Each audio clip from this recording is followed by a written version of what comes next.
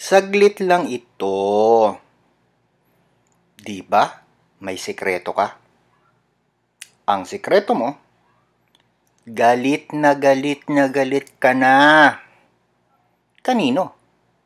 Sa mga revenue officers na nangongotong sa'yo taon-taon. Sa mga frontliner ng BIR na kung ano-anong hinihingi sa'yo. Sa top management ng BIR na kung ano-anong report ang pinagagawa sa'yo. Kaya, naubos ang pera mo, naubos ang panahon mo, hindi ka kumita ng tama. Hindi ba? Kaya iniimbitahan kita, kasama ng iyong pamilya at mga kaibigan.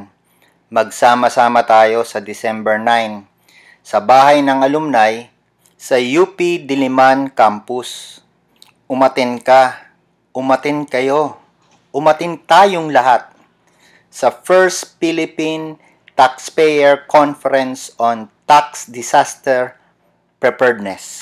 Halika, pag-usapan natin sa December 9, 2015 ang disaster prevention, disaster preparedness, disaster response, at disaster rehabilitation. You will agree, disaster na talaga ang pagiging BIR officials nila. Kaya kailangan mag-prepare tayo. Sa disaster prevention, pag-uusapan natin ano ba yung dapat nating i-prevent para hindi maging problem later on. Alam nyo naman na ligtas ang laging handa. So sa disaster preparedness, pag-uusapan natin ano-anong mga preparations ang dapat nating gawin upang mahadlangan ang mga magiging problem natin sa taxation. Totoo, ligtas ang may alam. Ligtas ang tama ang ginagawa.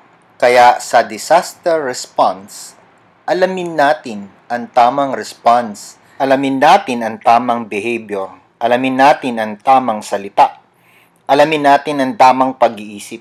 Alamin natin ang tamang galaw upang hindi tayo mapahiya at mapahamak sa hinaharap. At pag naging biktima ka na, dapat may disaster rehabilitation upang mapanatili mo ang konsentrasyon mo sa iyong hanapbuhay, sa iyong pamilya, sa iyong mga kaibigan.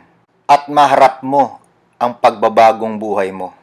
At higit sa lahat, hindi na maulit muli na maging biktima ka ng karahasan at kapitsyuhan ng mga iilang revenue officers.